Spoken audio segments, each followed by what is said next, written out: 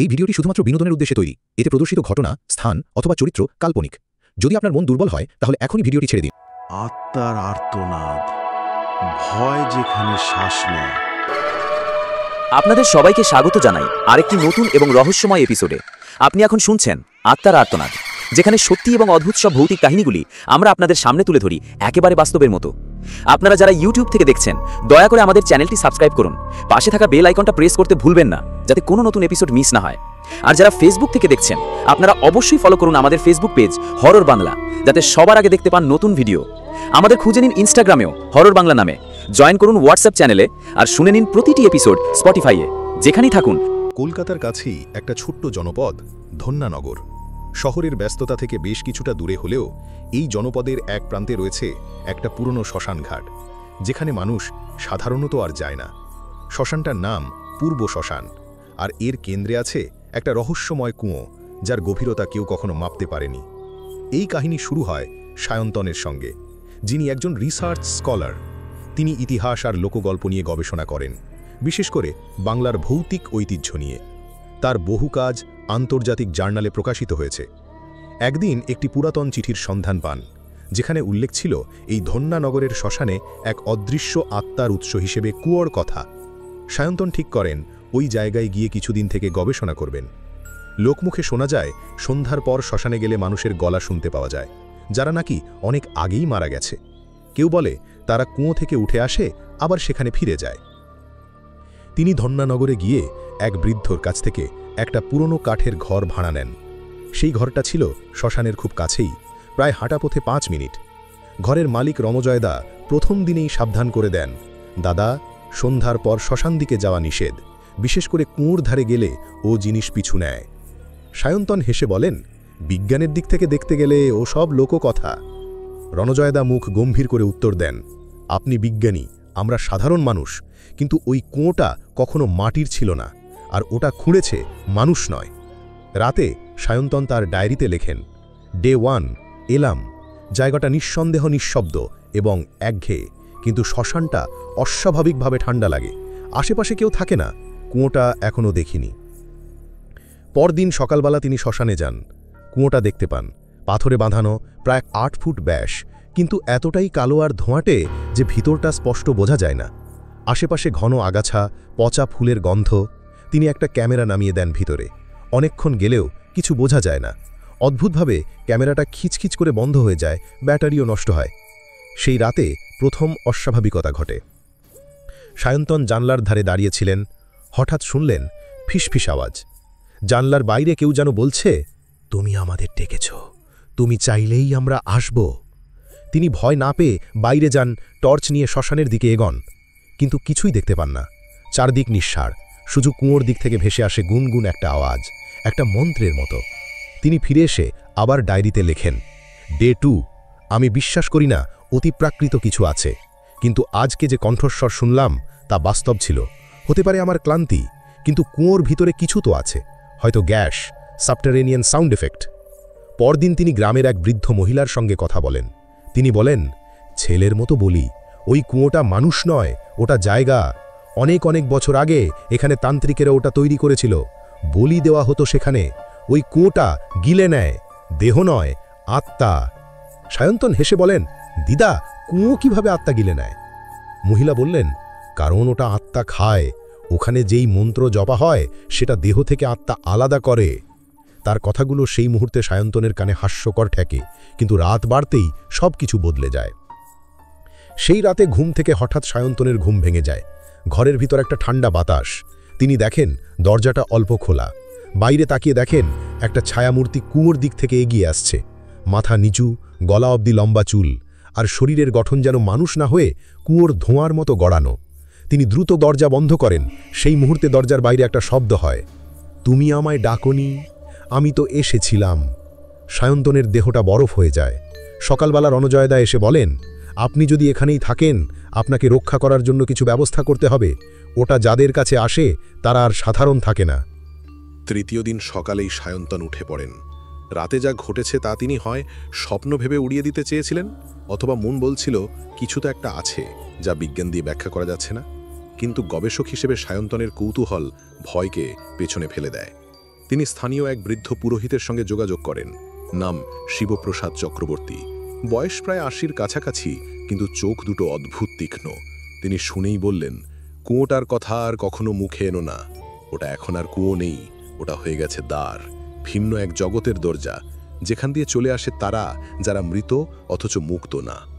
সায়ন্তন হেসে ফেললেন, আপনি তান্ত্রিক ছিলেন নাকি? শিবপ্রসাদ বললেন, ছিলাম না, তবে তন্ত্রের ইতিহাস জানি। ওই শ্মশানে প্রায় ২০০ বছর আগে একদল তান্ত্রিক এসে বসবাস করেছিল। তারা আত্মার আহ্বান করত, কিন্তু একদিন তারা এমন এক মন্ত্র আবিষ্কার করে ফেলে যেটা আত্মাকে বশ করতে পারে। সেই মন্ত্রের চর্চা করতে গিয়ে তারা নিজেরাই আর মানুষ রইল না। তারপর একটা মন্ত্র, বিহারাত্ম চেতনা বিনাশায় নম। এই মন্ত্র উচ্চারণ করলেই নাকি আত্মা ঘুম ভেঙে উঠে আসে, আর যারা কুয়োর কাছে এই মন্ত্র উচ্চারণ করে তাদের আত্মা ওই কুয়ো টেনে নেয়। শরীর পড়ে থাকে, মন থাকে না। সায়ন্তন এসবকে কুসংস্কার মনে করলেন, কিন্তু অদ্ভুতভাবে সেসব কথাগুলো তার মাথায় ঘুরতে লাগল। তিনি রাতে আবার শ্মশানের দিকেই গেলেন। কুয়োর ধারে বসে কানে হেডফোন দিয়ে মনোযোগ দিয়ে রেকর্ড করতে লাগলেন আশেপাশের শব্দ, গভীর নিশুতি। হঠাৎ করে হেডফোনে আসার শব্দগুলো বদলে গেল, গুঞ্জন, গলার আওয়াজ, আর তার মধ্যেই একটা কণ্ঠ ভেসে এলো, তুমি ওদের ডাকছ, ওরা অপেক্ষা করছে। হঠাৎ করে ক্যামেরা ও রেকর্ডার বন্ধ হয়ে গেল। বাতাসে এক অস্বাভাবিক গন্ধ ছড়িয়ে পড়ল, মিশ্রিত আগরবাতি, রক্ত আর কিছু পোড়া কাগজের মতো। কুয়োর ভিতর থেকে আবার সেই ছায়ামূর্তি উঠতে শুরু করল। এবার সে আরও স্পষ্ট, চোখ নেই, গাল নেই, শুধু একটা গর্তের মতো মুখ, যেখান থেকে চিৎকার বেরোয় না, শুধু নীরবতা। সায়ন্তন পিছিয়ে যেতে চাইল, কিন্তু পা সরছে না। সে দেখতে পেল নিজের ছায়া আর ওই আত্মার ছায়া মিশে যাচ্ছে। এক ঝলকে বুঝতে পারল, এই কুয়ো কেবল টানে না, ওটা নিজের মতো করে গড়ে নেয় আত্মাকে। তবে তখনই হঠাৎ করে পেছন থেকে কেউ এসে তাকে টেনে ফেলে, রণজয়দা, আপনি আর এক কদম গেলে আর ফিরতেন না। আমি আগেই বলেছিলাম সন্ধ্যের পর ওদিকে যাওয়া যায় না। সায়ন্তনের ঘুম ভেঙে যায়। তিনি বুঝলেন ঘরে শুয়ে আছেন, ঘড়ির কাঁটা ৩টে ছুঁই ছুঁই। তাহলে কি সবটা স্বপ্ন ছিল? কিন্তু না, টেবিলের উপর রাখা রেকর্ডারে স্পষ্ট শোনা গেল সেই ভয়ঙ্কর কণ্ঠস্বর, তুমি আমাদের ডেকেছ, এখন তুমি আমাদের। পরদিন সায়ন্তন সিদ্ধান্ত নিলেন তিনি এই রহস্য উন্মোচন করেই ছাড়বেন। তিনি গ্রামের আরও পুরনো দলিল ঘাঁটতে শুরু করলেন। ৫০ বছর আগে এক গবেষক এসেছিলেন, নাম অমরনাথ মুখার্জি। তিনিও কুয়ো নিয়ে গবেষণা করতে গিয়ে উধাও হয়ে যান। তার ডায়েরির শেষ পাতায় লেখা ছিল, আজ রাতে আমি বিহারাত্ম চেতনা বিনাশায় নমমন্ত্র জপ করব। যদি সত্যিই আত্মা আসে তবে আমার গবেষণা শেষ হবে, আর যদি আমি না থাকি জানবেন ওরা সত্যি। সেই ডায়েরি শেষ হওয়ার জায়গায় রক্তের দাগ। সায়ন্তনের শিরা উপশিরা ঠান্ডা হয়ে যায়। তবে সায়ন্তন পিছু হটার লোক নয়। তিনি ঠিক করলেন এই মন্ত্র নিজে জপ করে দেখবেন কি ঘটে। নিজের ক্যামেরা, রেকর্ডার ও ডায়েরি তৈরি রাখলেন। সে রাতে শ্মশানে গিয়ে কুয়োর সামনে দাঁড়িয়ে উচ্চারণ করলেন সেই মন্ত্র, বিহারাত্ম চেতনা বিনাশায় নম, বিহারাত্ম চেতনা বিনাশায় নম। চারিদিক অন্ধকার হয়ে এলো। কুয়োর ভিতর থেকে এক বিকট গর্জন ভেসে এলো। আর তারপর পেছন থেকে কেউ ফিসফিস করে বলল, তুমি দরজা খুলে দিলে, এখন বন্ধ হবে না। সায়ন্তনের শরীর জমে গিয়েছিল। কুয়োর ধারে দাঁড়িয়ে থাকা অবস্থায় মন্ত্র জপ করার পরই যখন সেই ভয়ানক গর্জন ভেসে এলো আর কারো কণ্ঠে শুনতে পেল, তুমি দরজা খুলে দিলে, এখন বন্ধ হবে না, তখন মনে হলো কুয়োর গভীর থেকে যেন শত শত চোখ তাকিয়ে আছে তার দিকে। হঠাৎ ঝড়ের মতো হাওয়া বয়ে গেল চারদিকে। বাতাস কেবলই ফিস ফিস করে একটাই কথা বলছে, তুমি ডাক দিয়েছ, তুমি ডাক দিয়েছ।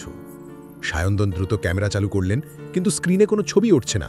শুধু ঝিরঝির শব্দ, আর মাঝে মাঝে ১ সেকেন্ডের জন্য দেখা যাচ্ছে অদ্ভুত বিকৃত মুখ, রক্তে ঢাকা চোখ, খোলা হা করে চিৎকার করতে থাকা নারী ও পুরুষের মুখ। একটা ছায়া ধীরে ধীরে তার দিকে এগিয়ে আসছে। মনে হলো ছায়াটা একবারে মাটির ভেতর থেকে উঠে আসছে। একজন নারী, তার মুখে কোনো নাক নেই, ঠোঁট নেই, চোখ গলিত, শুধু মুখ থেকে গলগল করে কালো জল পড়ছে। সে যেন চিৎকার করছে, অথচ কোনো শব্দ বেরোচ্ছে না। সায়ন্তন পিছাতে গিয়েও পা নড়াতে পারছেন না। তখনই তার মনে হলো কেউ যেন পেছন থেকে চুল ধরে টানছে। তিনি ঘুরে দেখলেন সামনে এক শিশুর আকৃতি দাঁড়িয়ে আছে, চোখগুলো কালো, গভীর, মৃত।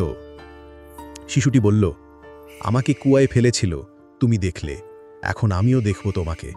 আতঙ্কে সায়ন্তন পড়ে গেলেন। তার চোখের সামনে কুয়োর পাথরের গায়ে খোদাই করা লেখা ফুটে উঠতে লাগল, জীবিত আত্মা কুয়োর ভেতর প্রবেশ করলে সে আর মানুষ থাকে না। তখনই পেছন থেকে কেউ টেনে হিঁচড়ে তাকে শ্মশানের বাইরে নিয়ে এলো। রণজয়, মুখে ভয়ার্ত চেহারা। আপনি বাঁচলেন স্যার, কিন্তু আরেকবার গেলেই আর ফেরা হবে না। আপনি না জানলেও ওরা আপনাকে চিনে ফেলেছে। সায়ন্তন বাড়ি ফিরলেন, কিন্তু সেই রাতের অভিজ্ঞতা তাকে ছাড়ল না। তার মুখের চেহারা বদলে যেতে লাগলো, খিটখিটে মেজাজ, মুখ শুকিয়ে যাওয়া, চোখের নিচে কালো ছায়া। ঘুমালে দুঃস্বপ্ন, কুয়ো, পচাগোলা মুখ, আর সেই শিশুর কণ্ঠস্বর, আমিও দেখব তোমাকে।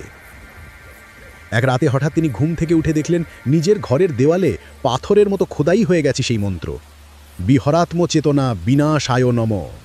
তিনি বুঝলেন কিছু একটা এসেছে তার সাথে, তার ভেতরে। পরের দিন তিনি গ্রামে ঘুরে বেড়াতে শুরু করলেন। তখন তার দেখা হলো এক অন্ধ সন্ন্যাসীর সঙ্গে, যিনি কুয়োর সম্পর্কে বহু বছর আগে ভবিষ্যৎবাণী করেছিলেন। সন্ন্যাসী বললেন, ওই কুয়ো এখন এক মৃত আত্মাদের আবাস, যারা অপেক্ষা করে একজনের দখল নিতে। তুমি দরজা খুলেছ, তারা তোমার মাধ্যমে এবার আসবে। সায়ন্তন বললেন, তাহলে আমি কি করব? সন্ন্যাসী বললেন, তুমি যা করতে পারো সেটা ভয়ঙ্কর। হয় নিজেকে বলি দাও আগুনে, নয়তো ওই কুয়োয় ফিরে যাও এবং যা শুরু করেছ তা শেষ করো। ওদের আবার ঘুম পাড়াতে হবে। সায়ন্তন সিদ্ধান্ত নিলেন তিনি ফিরে যাবেন কুয়োর ধারে, কিন্তু এবার তিনি একা যাবেন না। তিনি রণজয়, এক স্থানীয় পুরোহিত ও সন্ন্যাসীকে সঙ্গে নিয়ে কুয়োর চারদিকে আগুনের ঘেরা তৈরি করলেন। মন্ত্র জপ শুরু হলো, অগ্নিশাহী তমসা বিনাশায় নম। তখনই কুয়োর ভেতর থেকে এক বিকট বিকৃত আওয়াজ উঠল, চারদিক ভূমিকম্প শুরু হলো। এক এক করে আত্মারা কুয়োর গা বেয়ে উঠে এলো। নারী, শিশু, বৃদ্ধ, কেউ নেই যে স্বাভাবিক মুখে, প্রত্যেকেই মৃত আর বিকৃত। তারা এগিয়ে আসছে, কিন্তু আগুনের মধ্যে আটকে যাচ্ছে। হঠাৎ কুয়ো ফেটে উঠল। সায়ন্তন দেখলেন এক দৈত্যাকার ছায়া উঠছে, যেটা বাকি সব আত্মার সম্রাট। সেই আত্মা বলল, তুমি আমাদের ডেকেছিলে, এখন তুমিই আমাদের হবে। সায়ন্তনের শরীর কাঁপতে লাগলো। তিনি উঠে দাঁড়িয়ে চিৎকার করে মন্ত্রপাঠ করতে লাগলেন, বিহরাত্ম চেতনা বিনাশায় নম, অগ্নিশাহী তমসা বিনাশায় নম। এক ভয়ানক বিস্ফোরণে কুয়োটা হঠাৎই ভেঙে পড়ল, মাটি ফেটে উঠল, আর সেই ছায়াগুলো সব একসাথে গিলে গেল ভূগর্ভ। আগুনের শিখা এক ধাক্কায় চারপাশে ছড়িয়ে পড়ল, কিন্তু কারো গায়ে লাগলো না। চারদিক নিস্তব্ধ হয়ে গেল। সায়ন্তন অজ্ঞান হয়ে পড়লেন। তিনি যখন জ্ঞান ফিরে পেলেন, তখন হাসপাতালে, মুখে ব্যান্ডেজ, হাতে স্যালাইন। পাশে বসে রণজয় বলল, আপনি বেঁচে গেছেন স্যার। কুয়োটা আর নেই, কিন্তু ওদের ঘুম কি চিরতরের সেটা আমরা কেউ জানি না। সায়ন্তন চোখ বন্ধ করে বললেন, ওরা এখনও আমার স্বপ্নে আসে, আমার ভেতরে ওরা রয়ে গেছে। আমি এখন জানি মৃত্যু হলেই সব শেষ হয় না, কেউ কেউ রয়ে যায় কুয়োর তলায়, আলো ছাড়া জগতে। সায়ন্তন ফিরে এসেছিলেন শহরে, কিন্তু তার চোখে মুখে সেই প্রাক্তন উজ্জ্বলতা আর ছিল না।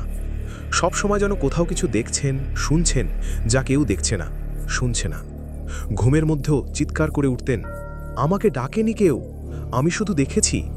একদিন এক সাংবাদিক তার সাক্ষাৎকার নিতে এলে সায়ন্তন শুধু বললেন, আমি নিজেকে আর আয়নাতে দেখতে পারি না। আয়নায় যে দাঁড়িয়ে থাকে সে আমি না, আমার চেহারা নয়, তার চোখ লাল, মুখ পচা। আমি শুধু ধারক, বাকি আমি হারিয়ে গেছি কুয়োর তলায়। এরপর সায়ন্তন নিজেকে গৃহবন্দী করে ফেললেন। দিনের পর দিন ঘর থেকে বেরোন না, জানলা সব বন্ধ। মাঝে মাঝে রাতে প্রতিবেশীরা এক অদ্ভুত সুর শুনতেন, যেটা মনে হতো কুয়োর গভীর থেকে ভেসে আসা কোনো গান, যন্ত্রণার কণ্ঠে গাওয়া। হঠাৎ এক রাতে বিস্ফোরণের মতো শব্দ হলো। স্থানীয়রা দৌড়ে এসে দেখলেন সায়ন্তনের বাড়ির দরজা খোলা, ঘরে ধোঁয়া। ভেতরে ঢুকে তাকে পাওয়া গেল না, শুধু ঘরের মধ্যে মেঝেতে রক্ত দিয়ে লেখা। ঘুম ভাঙল আবার। পুলিশ, স্থানীয় প্রশাসন, সবার একটাই মত, সায়ন্তন হয়তো পাগল হয়ে কোথাও পালিয়ে গেছে। কিন্তু কদিন পর থেকেই অদ্ভুত ঘটনা ঘটতে শুরু করল। যেই ঘরের পেছনে একটি পরিত্যক্ত কুয়ো ছিল, সেটি আবার থেকে থেকে শব্দ করছে। রাতে কুকুররা চিৎকার করে কাঁদে, গরু পশু হঠাৎ করে মরে যাচ্ছে। স্থানীয় পুরোহিত জানালেন, ও কুয়ো শুধু মাটি না, ওটা এক দরজা, আর এখন দরজা খুলে গেছে। রণজয়, যিনি তখন শহরে কাজ করছিলেন, একদিন সায়ন্তনের বাড়ির সামনে এলেন সত্য যাচাই করতে। ভেতরে ঢুকে দেখলেন ঘরের এক কোণে সায়ন্তনের সেই পুরনো ডায়েরি রাখা। খুলে পড়লেন, আমি জানি আমি আর মানুষ নেই, আমার চোখ দিয়ে ওরা দেখে, আমার গলা দিয়ে ওরা কথা বলে। আমি চাইনি, কিন্তু দরজা আমিই খুলেছি। এখন আমি শ্মশানের কুয়ো, আমি নিজেই কুয়ো। হঠাৎ জানলার কাছে এক আঘাত। রণজয় পেছনে ঘুরতেই এক মুহূর্তের জন্য তিনি দেখলেন জানলার বাইরে মুখ ঠেকিয়ে আছে এক পচা গলা মুখ। চোখ নেই, ঠোঁট নেই, শুধু গলিত মাংস, আর ভেতর থেকে গু গু আওয়াজ। তুমি আমায় চিনলে তো? রণজয় পেছনে পালালেন, 3 মাস পর এক নতুন পরিবার বাড়িটি কিনে সেখানে থাকতে শুরু করে। তারা জানতো না অতীতের কিছু। প্রথম কয়েকদিন সব স্বাভাবিক, তারপরই শুরু। ঘরে হঠাৎ ঠান্ডা বাতাস, আয়নার মাঝে দেখা যায় অপরিচিত মুখ, শিশুর কান্না, পায়ের শব্দ। শেষমেশ এক রাতে কুয়োর পাশ দিয়ে হেঁটে যাওয়া সেই পরিবারের ছোট্ট মেয়ে তার মায়ের হাত ছেড়ে এগিয়ে গেল কুয়োর দিকে। মা পেছনে তাকিয়ে দেখেন না মেয়ে না কিছু, শুধু কুয়োর পাশে রক্তে লেখা, সে ফিরে এসেছে। শেষ মন্তব্য। আজও যারা ওই গ্রামে যান তারা বলেন রাত গভীর হলেই শ্মশানের দিক থেকে শোনা যায় কারোর গলা, তোমরা ডাকো না, তুমি ডাক দিলে আর থামানো যায় না। শ্মশানের কুয়ো এখন শুধু কুয়ো না, ওটা এক গেটওয়ে, জীবিত আর মৃতের মাঝে এক মিশ্র অঞ্চল, যেখানে একবার প্রবেশ করলে ফেরার রাস্তা নেই। তো এইভাবেই শেষ হলো আজকের গল্প। কিন্তু সত্যি কি সব শেষ হলো, নাকি কোনো কিছু এখনো অপেক্ষা করছে অন্ধকারের আড়ালে আপনার আশেপাশে কোথাও? আপনি কি নিশ্চিত এখনো একা আছেন? হয়তো না। আবার দেখা হবে এক নতুন রাতের গল্পে, আরও এক আত্মার আর্তনাদে।